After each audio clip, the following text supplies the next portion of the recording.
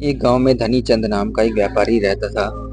उसकी गिनती शहर के अमीर व्यापारियों में होती थी, लेकिन अब वह केवल नाम का सेठ रह गया था। उसका बिजनेस बंद होने की कगार पर आ गया था।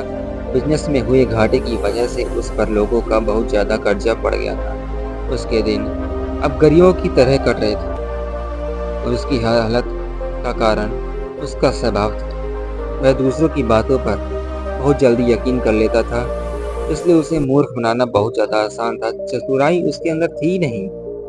लोगों ने उसके सरल स्वभाव का फायदा उठाकर उसे इस हालत में पहुंचा दिया था।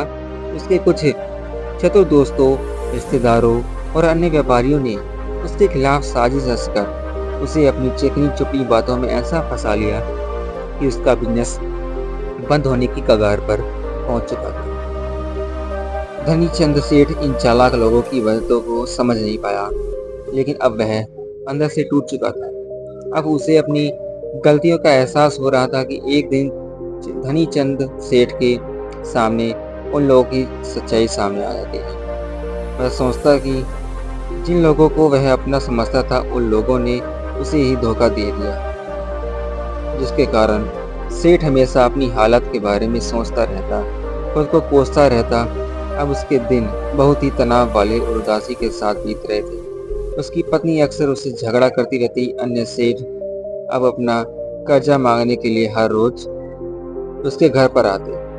एक लंबी सेठों की भीड़ ने उसे बहुत ही ज्यादा गहरे सदमे में डाल दिया। अब वह उनसे सेठों से बचता बचाता छिपने लगा। अपनी इन हालातों से परेशान होकर उसने आत्महत्या करने का फैसला किया और वह आत्महत्या करने के लिए दूर एक पहाड़ी की ओर चल पड़ा।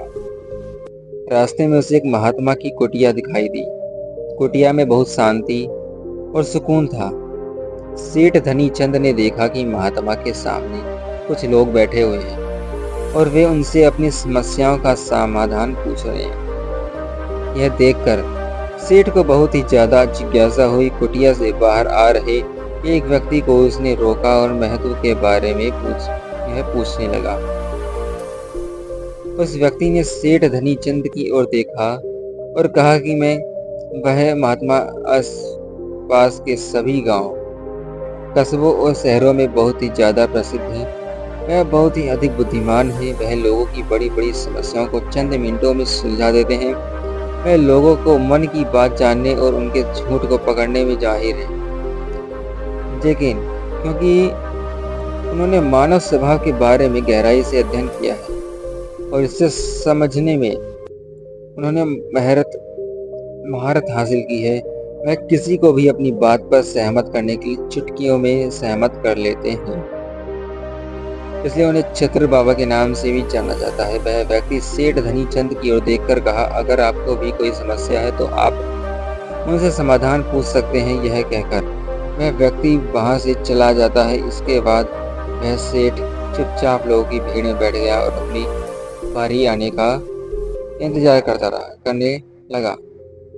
भीड़ को खत्म होने में शाम हो गई। अब सेठ की बारी थी। उसने महात्मा को प्रणाम किया और दुखी मन से अपनी सारी घटना के बारे में बता दिया। वह महात्मा सेठ की बातों को बहुत ध्यानपूर्वक सुन रहे थे और फिर शांत स्वर में उत्तर दिया, इंसान की को इतना तकलीफ शरीफ नहीं होना चाहिए कि वह हर किसी की बातों पर विश्वास कर ले और जो लोग कहीं वही करना शुरू कर दें। इसे भी पढ़ने हर व्यक्ति के अंदर